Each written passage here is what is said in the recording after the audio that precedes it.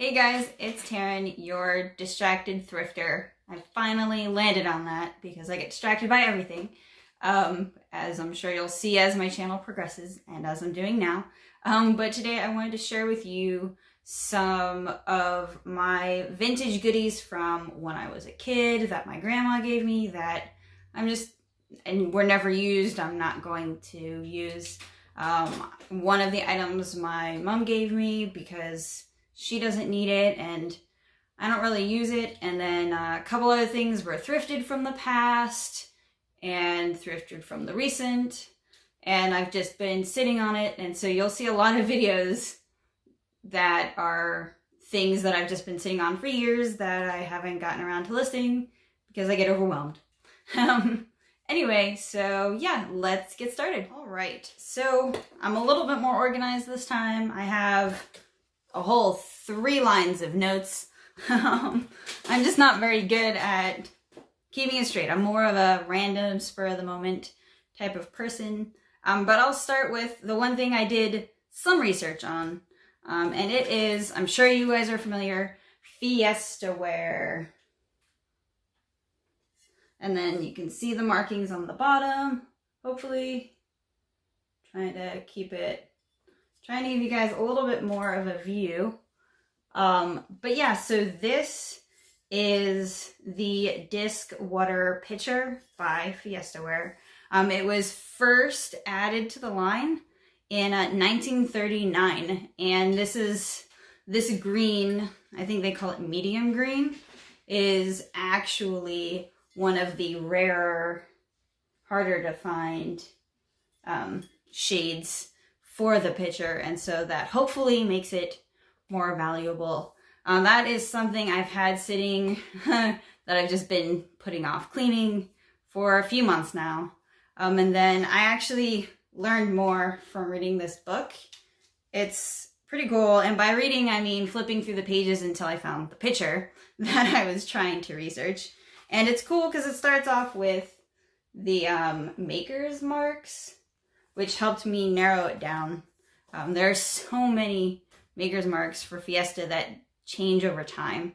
But to keep the momentum, let's move to another ceramic piece. This one is a more recent find. If you follow me on Instagram, the link I can put in the description, you will recognize this Rooster Hen thing. I think it's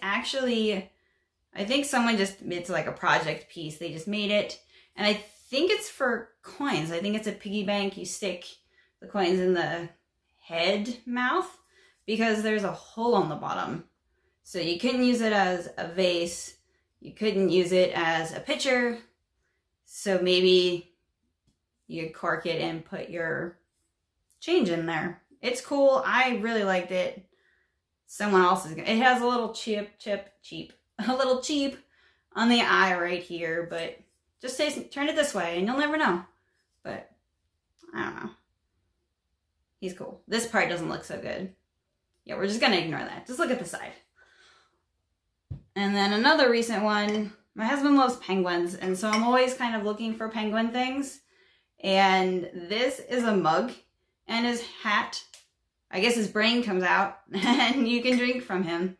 I cleaned him up and he is so cute. And there are more mugs coming in this video, so don't worry. I'm not going to disappoint in lack of mugs. But this is cool. It's not microwave safe. It's made by that company. It's much, much newer. It's not an antique or vintage. It's probably pretty damn new. But anyway, that's the front and the back. And like I said, it's got a little hat. It comes off and you can drink your coffee, tea, milk, juice, whatever you want from it. And then I'll just continue with the mugs since I have more mugs. I have an actual set of Coca-Cola polar bear mugs. And they are so cool on the bottom. It's Coca-Cola. But yeah, I've got a set of 4. And they were part of that consignment thing I was telling you about before. And they have the box, which I'll show in a minute, but it needs some help. And I don't know if I'll be able to save the box. but the mugs are in perfect condition. They've never been used. They were just stored in a tote or a box for years. And so we'll see. But here's the lid to the box. It's a little bit, well, it's better. When I first took the mugs out, it was super musty and kind of gross. And I don't like gross. I don't think anyone likes gross. Anyway, moving right along. I love pottery and I love kids' abandoned projects or the ugly things, the things that your kid makes in high school or middle school or maybe even elementary school that they bring home to you and they're like, look how great this mug is, but it will never hold water or anything. I just love saving the ugly things. And so this isn't an ugly thing, but it made me think along those lines of handmade. And it's a clamshell wall hook, which is perfect for a nautical themed bathroom, or if you're on the beach and you have a nice sunroom, you can put it in your mudroom to hang your raincoat on.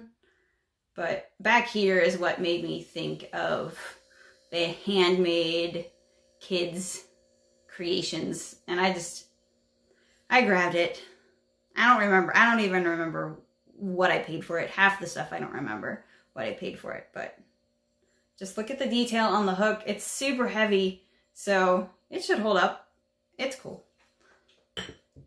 And then I will go with the next. It's a bigger item. Let's see if I can not break it. Okay. Some of you may know what this is. A lot of you may know what this is. This is a farm lamplight cut glass oil lamp. And this is one of the items that my mom gave to me. She's like, hey, Taryn, do you want this? You might want to resell it. And I was like, sure. I don't have a wick for it. And I remember when I was a kid, she would have her red oil in here and she would burn it. And it was always romantic and really calming. But it has the original shade top, which some chips at the bottom. But I mean, it's the original one. It's pretty old. And then the top for your wick goes in there. And then I don't think you'll be able to make it out on the bottom. But there you go. I was surprised that she wanted to get rid of it. She's had it forever. And so I was really excited whenever I unpacked it from a bag of bubble wrap and it was there waiting for me. And then the last thing, oh no, two more things. This is really cool. I've had this for probably 3 years. Yeah, you'll, forever. But I was researching it and I believe it's an antique key holder. And I've seen similar ones on Etsy that have like painted or embroidered patterns on the velvet. But this one just is, it's just velvet with a leather strap. Some of the paint, it's kind of worn, it's old, but I like that shabby kind of I've survived it look that some things have. And then, okay, then the last thing is this. Yeah, it's brand new. Trying to get me and it in the picture. It's brand new, in the box, never been opened. Compact disc storage. Remember those days when people had CDs, compact discs, and you needed to store them somewhere? Well, this is perfect. It's new, sealed, holds 34 discs, and it's made in the USA. Everything is made in China now, so that has something going for it, I guess. I'm not sure. This is a more recent find from Goodwill. I think maybe I got that with the penguin mug, but I don't remember. Anyway, yeah, all of these things will be going in either my eBay or Etsy shop. And I forgot something. I got distracted. I got distracted by the mugs. I forgot one of the coolest things. This little baby doll. Ooh, try not to break it. in a basket with the blankie. This was mine when I was born. My grandma got it for me. And on the back, it is a Sugar Lump Boots Tyner 1986. Can you see that?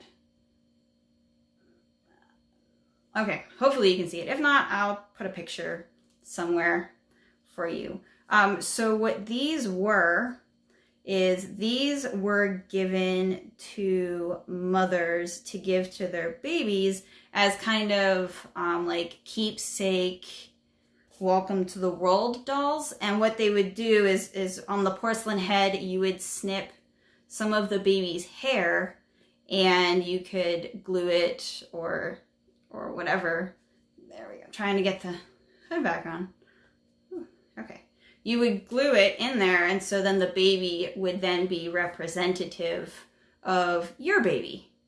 And she's kind of limp. She's got like those beans in her or something, but she's porcelain, and I don't know. I feel like they don't make things like this anymore.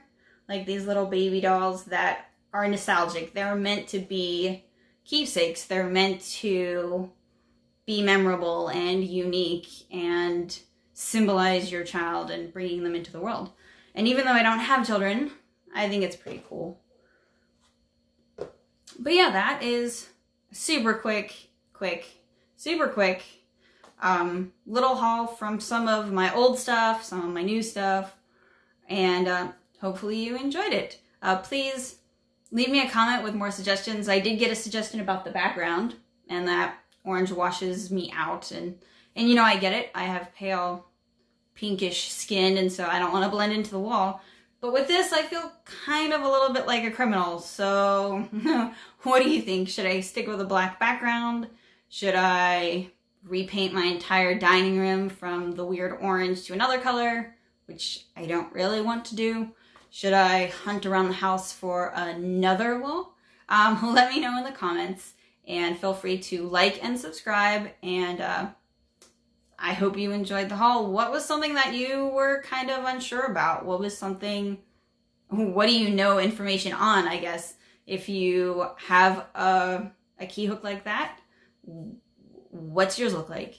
I'm learning, and so I hope to take you on the ride with me.